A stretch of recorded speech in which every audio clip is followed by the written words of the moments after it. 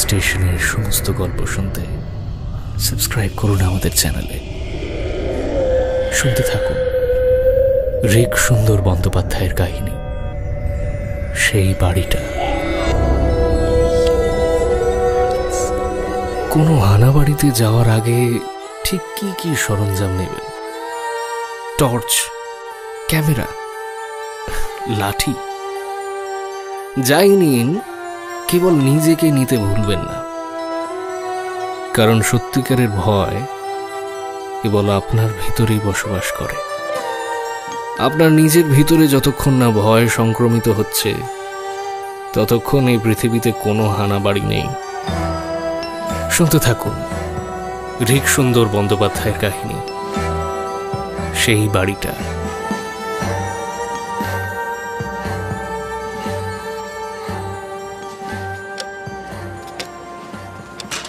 মই বেয়ে নেমে আসতে রিনা দেখল হাত দুটো ধুলোয় একেবারে ভর্তি হয়ে গেছে।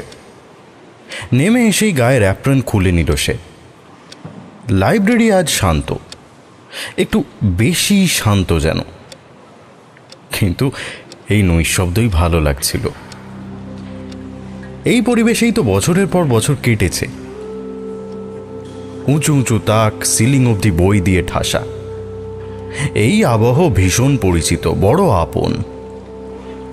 অন্তত মায়ের সঙ্গে থাকতো যখন, তখনকার সেই ছোট্ট অনালোকিত ঘরটার তুলনায় এই লাইব্রেরি অনেক বেশি ঘরের মতো। নিজের ঘর, অনেক কাছের। সেই ঘরটায় কান পাতলেই মায়ের হাঁপানির শব্দ শোনা যেত। এখন সে ঘর একেবারে খালি। মায়ের চলে যাওয়ায় মনে হয়েছিল এই দুনিয়ায় রিনা একেবারে একা হয়ে গেল, অনাথ। কিন্তু যাই হোক না কেন, এই শোকের সঙ্গে খানিক স্বাধীনতার স্বস্তিও মিশে গিয়েছিল, তা অস্বীকার করতে পারবে না রিনা। অনেকগুলো বছর কলেজের চাকরি ও নানান পার্ট টাইম চাকরি সামলে মায়ের যত্ন নিয়েছে সে। ওই প্রথমবার তার জীবন হয়েছিল একেবারে নিজস্ব, নিজের শর্তে বাঁচার, সম্পূর্ণ একার। রিনা বই ভালোবাসে খুব, তবে বইয়ের থেকেও বেশি যদি কিছু মনে ধরে তার, তা হলো বইয়ে বুঁদ হওয়া পাঠক। এমন মানুষদের ভারী পছন্দ করে রিনা। তার লাইব্রেরিতে এরকম বুঁদ হওয়া পাঠকের আনাগোনা লেগেই থাকত। প্রত্যেক নিবিষ্ট পাঠকেরই বিচিত্র খাম খেয়াল রয়েছে। কেউ কেউ একেবারে ওই বুড়ো লোকটার মতো, যিনি প্রত্যেক বিকেলে এসে একটা করে শিশু কিশোরদের অ্যাডভেঞ্চার বই বের করে আনতেন আর সারাটা বিকেল জুড়ে শেষ করতেন পড়া। রিনা লক্ষ্য করে দেখেছে গোটা সময় জুড়ে বুড়োটার মুখে লেগে থাকতো এক অদ্ভুত অতীতচারী হাসি। কয়েকজন আসতো অবরে সবরে, বই খোলার কিছুক্ষণের মধ্যেই আবার ফোনে মুখ গুঁজে দিত। এরকম সবার মধ্যে একজনকে নিয়ে সবচাইতে বেশি কৌতূহল জেগেছিল ওর। লোকটার বয়স 35-এর মধ্যেই। তার হাবে ভাবে একটা অদ্ভুত বিষণ্ণ ভাব রয়েছে, সব থেকে বেশি যেটা চোখে পড়ে। অন্যদের মতো নিয়মিত আসে না সে, আর পড়বার বিষয়ের মধ্যেও রয়েছে বৈচিত্র্য। নানান রকম বই পড়ে, কথা সাহিত্য, জীবনী, ইতিহাস, মায়ের রোম্যান্সও। কোনো কোনো দিন আবার একটাও বই পড়ে না, শুধু লাইব্রেরির একদম শেষ প্রান্তের জানলার পাশে একটা চেয়ার নিয়ে বসে থাকে। নির্নিমেষ তাকিয়ে থাকে জানলার বাইরের বাগানের দিকে অনেকক্ষণ ধরে। রিনা কিছুতেই চোখ সরাতে পারে না লোকটার থেকে। সে প্রত্যেকবার এসে রিনার কৌতূহল কয়েক গুণ বাড়িয়ে দেয় যেন।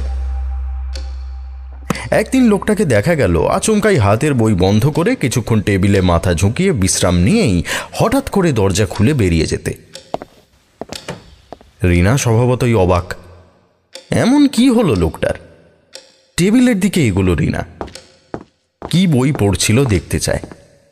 গিয়ে দেখে টেবিলের ওপর রাখা মার্কেজের 100 Years of Solitude। লোকটা তাহলে রিনার অতি পছন্দের একটা বই পড়ছিল ভেবে মনে মনে খানিক হাসল রিনা। তা কেমন বইটা? গম্ভীর গলায় প্রশ্ন ভেসে এলো পেছন থেকে। চমকালো রিনা। পেছন ফিরে দেখে কখন সেই লোকটা এসে দাঁড়িয়েছে।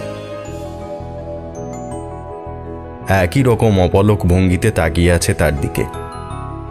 এর আগে কখনো কথা হয়নি, তবে রেজিস্ট্রার ঘেঁটে লোকটার নাম জেনে ফেলেছে সে, সাগনিক। লোকটার এই হঠাৎ করে উদয় হওয়ায় আর এমনিভাবে তাকানোয় একটু জড়সড় হয়ে গেল রিনা। বইটা অসাধারণ। অপ্রস্তুত ভঙ্গিতে কোনো মতে কথাটা বলে পিছিয়ে এলো রিনা।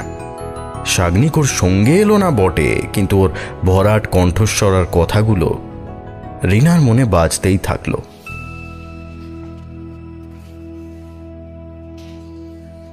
পরদিন এলো না সাগনিক, তার পরদিনও না। রিনার মনে হলো কোথাও যেন কিছু ক্ষতি হয়ে গেছে তার, যেন খুব দামি কিছু অসাবধানে হারিয়ে ফেলেছে। নিজের এই উন্মনা লাজুক ভাব দেখে রাগ হলো। হারিয়ে ফেলা আবার কি? নিশ্চয়ই নিজের বাড়িতেই আছে লোকটা। ঠিকানাটা তো সহজেই জানা যায়। নিজেই নিজেকে উদ্বুদ্ধ করে রেজিস্টার খুলে ঠিকানাটা একবার দেখে নিল রিনা। তবে যাওয়ার সাহস হলো না তার।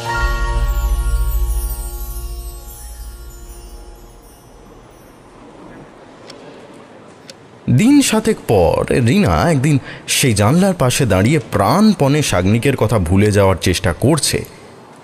এমন সময় একটা চেনা কণ্ঠস্বর তার ভাবনাগুলো এলোমেলো করে দিল। আমার কথা ভাবছিলেন নাকি? রিনার বুকে দুর্মুষ পেটার শব্দ।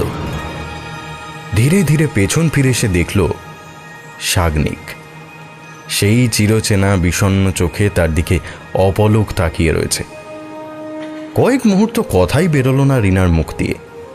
তারপর যেন কোনো অলিক মায়া বলে সে অস্ফুটে বলল, সেই মুহূর্তে আর কিছু বলার আগেই সাগনিক এগিয়ে এসে রিনার ঠোঁটে ঠোঁট ডুবিয়ে দিল। এত আচমকা, এত বিবশ করে দেওয়া এই অনুভূতি কতক্ষণ পর কেউ জানে না। যখন আলাদা হলো দুজনে, সাগনিকের মুখে হাসি ফুটে উঠল প্রথমে। পুরনো বইয়ের গন্ধ আপনার সর্বাঙ্গে, আমার প্রিয় গন্ধ। এর পরের দিনগুলো কিভাবে কেটে গেল টের পাওয়া গেল না মোটেই। মনে রয়ে গেল ঝাপসা কিছু চোরাই মুহূর্ত আর ফিসফিসানি। আর শুধু দেখা গেল সাগনিক ঘন্টার পর ঘন্টা কাটাচ্ছে লাইব্রেরিতে, একই রকম অপলকে দেখে চলেছে রিনাকে। রিনার ফাঁকা সময় দুজনে একসঙ্গে খায়, বসে বসে নানান বিষয়ে আলোচনা করে, বই, জীবন, স্বপ্ন, এইসব। রিনা লক্ষ্য করল নিজের অজান্তেই সে সাগনিককে এমন অনেক কথা বলে ফেলেছে যা সে আগে কখনো কাউকে বলতে পারেনি।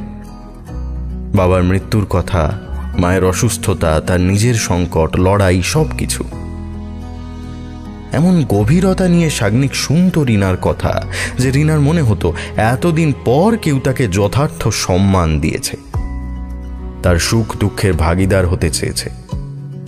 নিজের জীবনের কথাও রিনাকে বলেছে সাগনিক। বাবার মারা যাওয়া, মায়ের সঙ্গে পারিবারিক ব্যবসার হাল ধরা, দাদা বৌদির সঙ্গে সম্পর্কের জটিলতা, সবকিছু। সম্পর্ক গভীর হতে সময় নিল না। যে আশ্রয়ের সন্ধানে বরাবর ছিল রিনা, সাগনিকের মধ্যে সেই আশ্রয় খুঁজে পেয়েছে সে। প্রথমবার যখন নিজের বাড়িতে রিনাকে ডাকলো সাগনিক, অমন পেল্লায় পুরনো জমিদার বাড়ি দেখে রিনা তো এত জৌলুসের মধ্যে নিজেকে খুব বেমানান লাগছিল। তবে সাগনিকের আন্তরিকতা তাকে অনেকটা সহজ করে তোলে। মিসেস রায় অর্থাৎ সাগনিকের মাকেও খুব খুশি দেখায় রিনার উপস্থিতিতে। ধীরে ধীরে বাড়িতে যাতায়াত অনেকটা স্বাভাবিক হয়। রিনাও বেশ স্বচ্ছন্দ হয়ে ওঠে। মিসেস রায়ের সঙ্গে টুকটাক কথাবার্তা চলে। সাগনিকের ঘরে অনেকটা সময় নিভৃতে কাটায় দুজনে।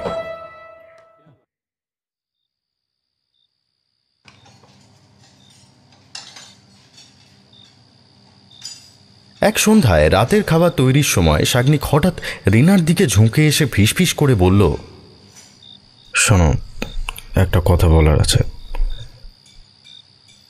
এখন যা কিছু দেখবে সব খোলা মনে নেওয়ার চেষ্টা করো, ঘাবড়ে যেও না।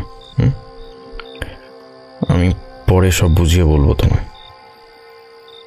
এখন শুধু স্বাভাবিকভাবে দেখে যাও সব কিছু, আর মনে রেখো, যাই হোক না কেন আমি ভালোবাসি তোমায়, ঠিক আছে? শাগনিকের গলায় উৎকণ্ঠা। রিনার ভীষণ কৌতূহল হলো কি ঘটতে চলেছে। তখনই ভারী বাহারি পর্দা ঠেলে ঘরে ঢুকলেন মিসেস রায়। তার পেছন পেছন একজন মহিলা, 40-এর নিচেই বয়স, ছোটখাটো চেহারা, লম্বা চুল, ভীষণ লাবণ্যময়ী মুখ। মহিলাটি রিনার দিকে তাকিয়ে হাসলেন, তারপর খাবার টেবিলে এসে রিনার পাশে বসলেন। মিসেস রায় আলাপ করিয়ে দিলেন, রিনা, এই হলো আমার বড় ছেলে রাজীব, আর এই হলো মেঘনা, আমার বৌমা। রিনা চমকালো। রাজীবের কথা বলার সময় সামনে রাখা একটা ফাঁকা চেয়ারের দিকে নির্দেশ করলেন মিসেস রায়। রিনা আর চোখে শাগনিকের দিকে তাকালো একবার। শাগনিক অর্থপূর্ণ দৃষ্টিতে তাকিয়েছে তার দিকেই। ইতিমধ্যে মেঘনা সেই ফাঁকা চেয়ারের দিকে তাকিয়ে মৃদু হাসল একবার। ভাবখানা এমন যেন সত্যিই কেউ বসে রয়েছে সেখানে। বিস্মিত রিনা কিছুই বুঝে উঠতে পারল না, তবে শাগনিকের কথা মাথায় রেখে সেও ওই ফাঁকা চেয়ারের দিকে তাকিয়ে সৌজন্যের হাসি হাসল একবার। শাগনিক ধাতস্থ হয়েছে টের পেল রিনা। নৈশভোজ চলাকালীন গোটা সময় জুড়ে রিনা স্বাভাবিক আচরণ করার চেষ্টা করে গেল। গোটা পরিবার এমনভাবেই কথা বলছে যেন রাজীবও ওদের সঙ্গে একই টেবিলে উপস্থিত। রাজীবের কাল্পনিক কথাবার্তার প্রত্যুত্তর ভেসে আসছে। কখনো সবাই হেসে উঠছে যেন রাজীব মজার কিছু বলেছে। ওই ফাঁকা চেয়ারটার প্রতি মেঘনার টান দেখে ভীষণ অস্বস্তি বোধ করছিল রিনা, কিন্তু বাকিদের এরকম অদ্ভুত রকম স্বাভাবিক আচরণ করতে দেখে রিনাও অভিনয় চালিয়ে যেতে বাধ্য হলো। কতক্ষণ ধরে সেই খাওয়া চলল জানে না রিনা। শেষ হলে শাগনিক বলে উঠল, ওরা দুজনে এবার বেরোবে। একপ্রস্থ হাসির রোল উঠল টেবিলে। সেই ফাঁকা চেয়ারের দিকেও ভেসে গেল তার কিছুটা। ঘর পেরিয়ে বাগানে এসে স্বস্তির নিঃশ্বাস ফেলল রিনা। ঘাসের উপর দুজন বসল। না বলা কথায় চারপাশের বাতাস ভারী হয়ে আছে। শাগনিক ঘুরে তাকালো রিনার দিকে। তার মুখ গম্ভীর। বাবা মায়ের বিয়ের অনেকদিন পরেও কোনো সন্তান হয়নি, সেজন্যই এই খেলাটা শুরু হয়। দুজনেই কল্পনা করে নেয় তাদের এক ছেলে আছে, তার নাম রাজীব। এভাবে বছরের পর বছর কাটে। রাজীব পূর্ণবয়স্ক হলে বাবা মা ঠিক করে এবার রাজীবের সংসার করা উচিত। আর 5টা স্বাভাবিক ক্ষেত্রে যা হয়। এভাবেই মেঘনা আসে আমাদের পরিবারে। ওকে কি করে রাজি করা হয়েছে আমি জানতে পারিনি কখনো। শুধু আশ্চর্য হয়ে দেখেছি বাবা মার এই সাজানো গল্পে মেঘনা চমৎকার একটা চরিত্র হয়ে উঠতে পেরেছে। শাগনিক চুপ করল। আচ্ছন্ন হয়ে কথাগুলো শুনে যাচ্ছিল রিনা। কথা শেষ হলে একবার চকিতে বাড়ির দিকে তাকালো সে। বিশাল বিশাল থাম আর উঁচু জানলাগুলো দেখে গাটা শিরশির করে উঠল একবার। হঠাৎ 3 তলার একটা জানলায় চোখ আটকে গেল রিনার। কে যেন দাঁড়িয়ে আছে, তার দৃষ্টি সোজা রিনাদের দিকে। মেঘনা। রিনা তার দিকে তাকিয়েছে টের পেয়েই হাত নাড়ল মেঘনা। তার মুখে হাসি। একটু অপ্রস্তুত হয়েও কি করবে বুঝতে না পেরে রিনাও হাত নাড়ল। বাকি দিন কাটল অনাড়ম্বরেই। রিনার মধ্যে একটা অস্বস্তির ভাব রয়ে গেল শুধু।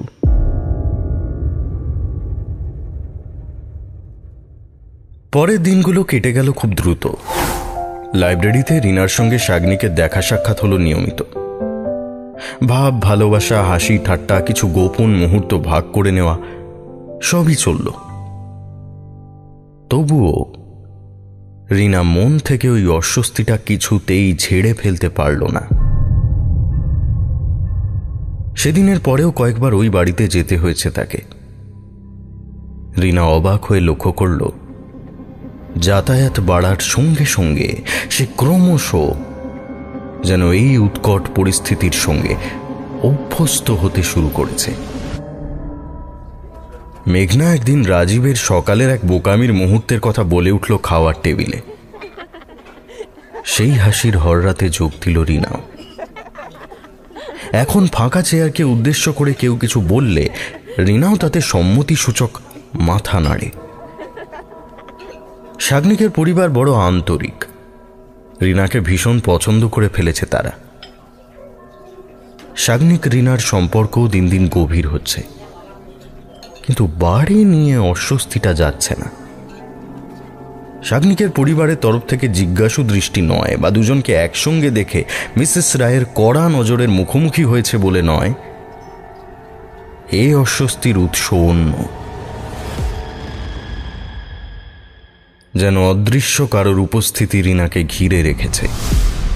কেউ কোথাও নেই, অথচ এক জোড়া চোখ যেন তার উপর সর্বক্ষণের নজরদারি চালাচ্ছে। রিনার গায়ে কাঁটা দিয়ে ওঠে। মাঝে মধ্যে এমনও হয়েছে রিনা অনেকক্ষণ ধরেই টের পেয়েছে পেছনে কেউ দাঁড়িয়ে আছে। পুরোপুরি নিশ্চিত হতে যেই পেছন ফিরেছে অমনি কোথায় কে, কেউ তো নেই। সেই অস্বস্তিটা ক্রমশ রিনার মনের ভেতরে ডালপালা মেলেছে, চিন্তা ভাবনায় প্রভাব ফেলেছে। এমনকি সে ভাবতে শুরু করেছে তার কোনো মানসিক রোগ হলো না তো? ওই বাড়িটাই এই সব কিছুর মূলে। নিজেকে প্রবোধ দেয় রিনা, কিন্তু এই অনুভূতিটা কিছুতেই ছাড়ছে না কেন ওকে। নিজেকেই নিজে আর বিশ্বাস করতে পারছে না। তাহলে ওই সন্ধ্যের ব্যাপারটা, সেটাও কি রিনার ভ্রম? সেদিন রায়বাড়ির বিশাল অলিন্দ দিয়ে একা হাঁটতে হাঁটতে হঠাৎ করেই মৃদু ফিসফিসানি কানে আসে ওর। রিনা ঘটনার আকস্মিকতায় থমকে যায়, কান খাড়া করে শোনার চেষ্টা করে। একটা পুরুষের গলা, মৃদু অথচ বলিষ্ঠ ভঙ্গি।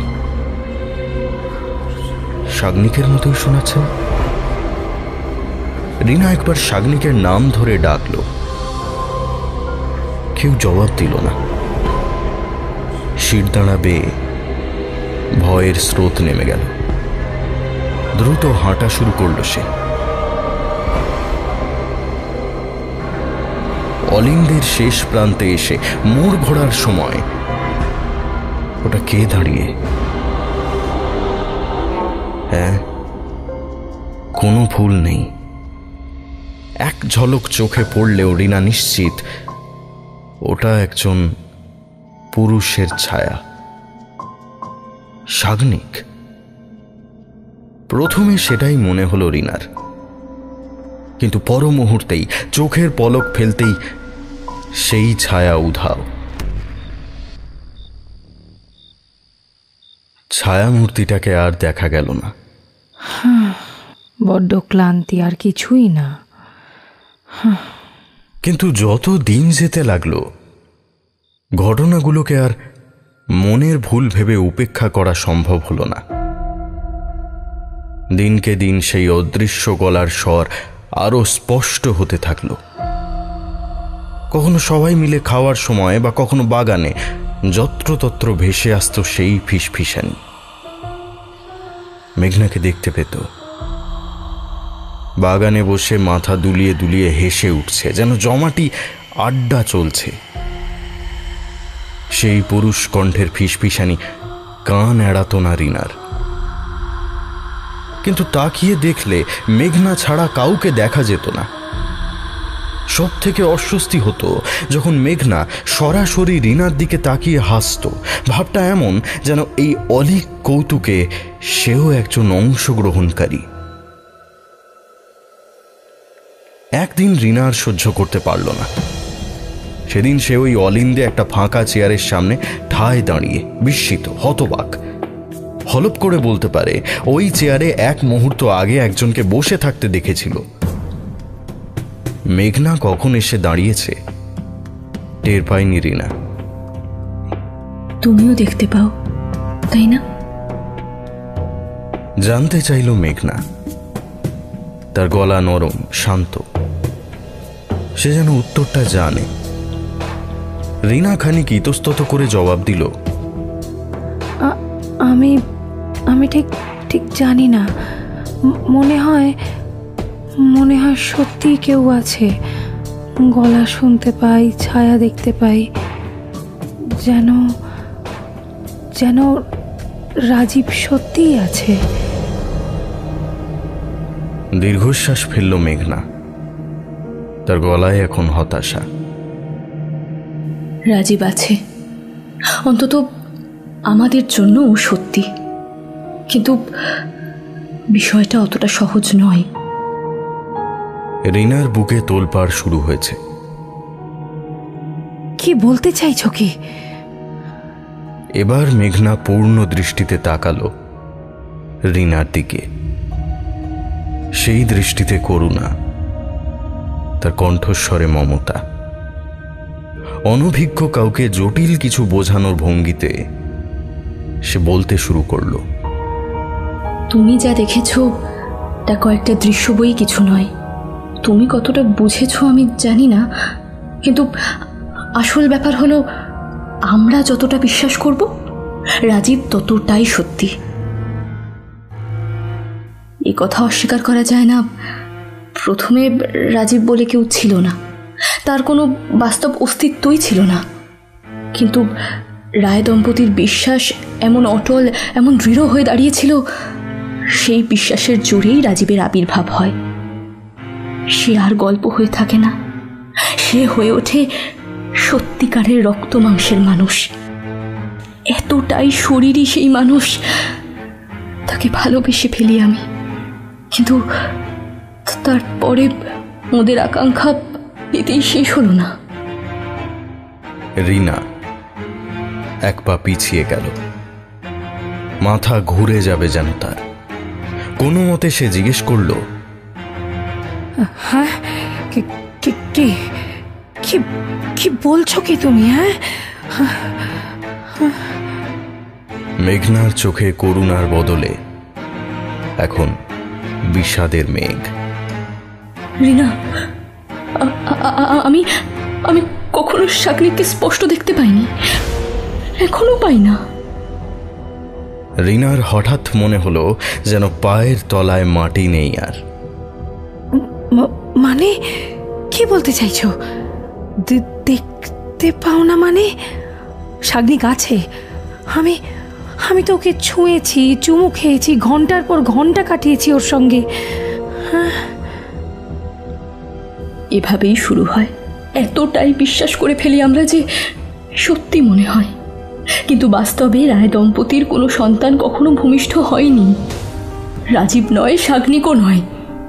ওদের বিশ্বাস থেকে দুজনের উৎপত্তি। ওদের বিশ্বাস এদের দুজনকে বাস্তব রূপ দিয়েছে। প্রথমে রাজীব, তারপরে শাগনিক। বিশ্বাসেই এই বানিয়ে তোলা বাস্তব পুষ্ট হয়। কিন্তু শুধু ওদের দুজনের বিশ্বাসে কুলিয়ে উঠছিল না, ক্রমশ অন্যদেরও বিশ্বাস করতে হয় এই দুজনের উপস্থিতিতে। এই কারণেই আমি এখানে, আর সেই একই কারণে তুমিও।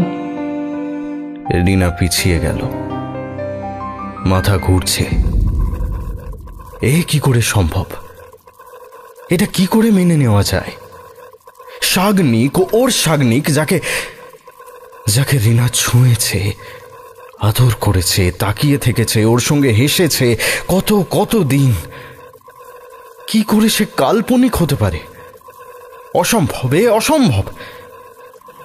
না না না না না, তুমি তুমি মিথ্যে বলছো, সম্পূর্ণ মিথ্যে বলছো। তুমি তুমি ভুল করছো। আমি কিচ্ছু বিশ্বাস করি না, কিছুতেই বিশ্বাস করি না। শাগনিক, আমার আমার শাগনিক ও কল্পনা হতে পারে না। ও আছে, আছে, ও আছে, ও ও আমার সব কিছু, আমার সবখানি জুড়ে আছে ও। শাগনিক,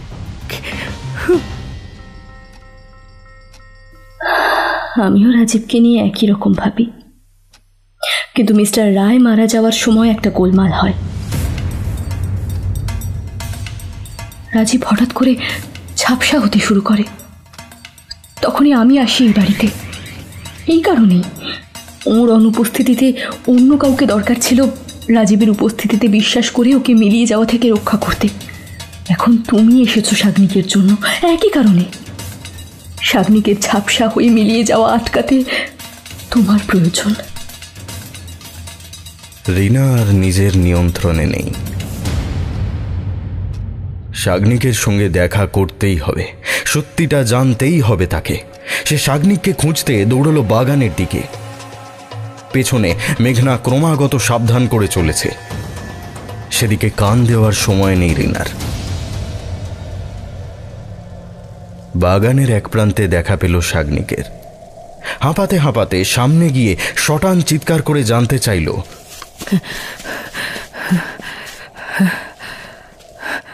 বলো বলো, এসব সত্যি নয়। শাগনিক, তুমি সত্যি নও, তুমি তুমি নেই।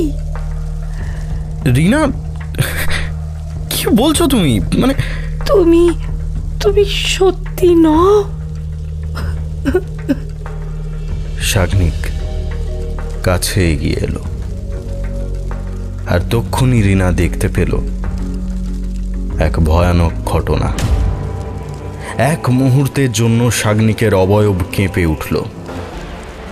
তার ঠিক পরে অদৃশ্য হয়ে গেল সে, অবিকল পুরনো টিভির বিকল সিগন্যালের মতো। এক মুহূর্তের জন্য মনে হলো কেউ যেন নেই ওর জায়গায়। রিনা হাত বাড়িয়ে ছুঁতে চাইল শাগনিককে, কিন্তু হাতে এক মুঠো বাতাস ছাড়া আর কিছুই পেল না।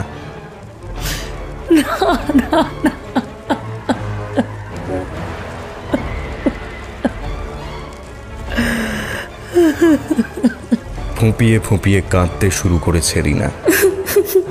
গাল ভেসে যাচ্ছে চোখের জলে। মিসেস রায় কখন এসে দাঁড়িয়েছেন রিনা জানে না। তিনি এবার সামনে এলেন। তার মুখ রাগে যন্ত্রণায় বেঁকে গেছে। হিস হিসে গলায় বলে উঠলেন তিনি, এ কি করলে? কি করলে তুমি?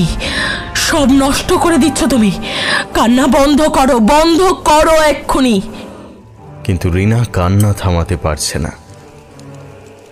সে আবার শাগনিকের দিকে ফিরল, কিন্তু শাগনিক কই আর। শেষবারের মতো কোকিয়ে উঠল রিনা। তার গলায় মিনতি, যেও না শাগনিক, যেও না, প্লিজ, থেকে যাও, যেও না তুমি শাগনিক। শেষবারের মতো শাগনিকের ছায়া তাকালো রিনার দিকে। তার মুখে হাসি। তোমায় আমি ভালোবেসেছিলাম রিনা। তারপরই সেই ছায়া মিলিয়ে গেল। রায়বাড়ি থেকে দৌড়ে বেরোনোর সময় রিনার কানে বাজতে থাকলো মিসেস রায়ের বুক ফাটা কান্নার আওয়াজ।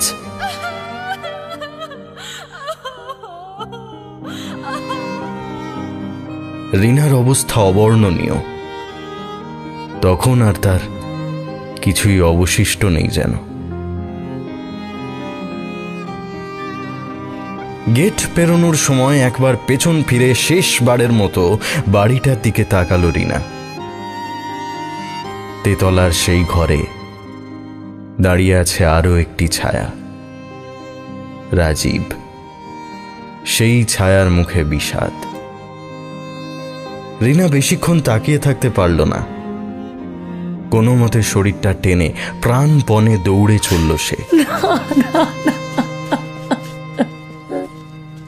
এই ঘটনার পরে লাইব্রেরিতে ফিরে ধীরে ধীরে রোজের রুটিনে ফিরতে রিনার অনেক সময় লেগে গেল।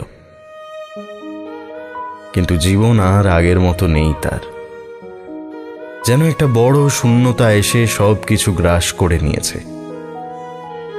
না চাইলেও মাঝে মধ্যে জানলার দিকে চোখ পড়ে যায়। মনে হয় শাগনিক যেন বসে আছে, আগের মতোই বাগানের দিকে তার দৃষ্টি। কিন্তু ভালো করে দেখব বলে তাকাতে গেলেই আর তাকে খুঁজে পাওয়া যায় না। কত কথা মনে পড়ে। শাগনিক যেন স্বপ্নের মতো ক্ষণস্থায়ী অতীতের এক মুহূর্ত, যা কোনোদিনই বাস্তবে ছিল না।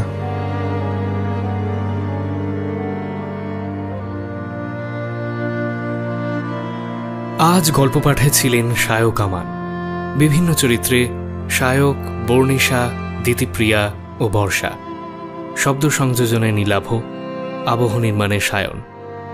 গল্পটি আমরা নিয়েছি দ্বীপ প্রকাশন থেকে প্রকাশিত ছায়ার গল্প বইটি থেকে। শুনছিলেন ঋক সুন্দর বন্দ্যোপাধ্যায়ের কাহিনী সেই বাড়িটা। সবাই ভালো থাকবেন। শুভরাত্রি।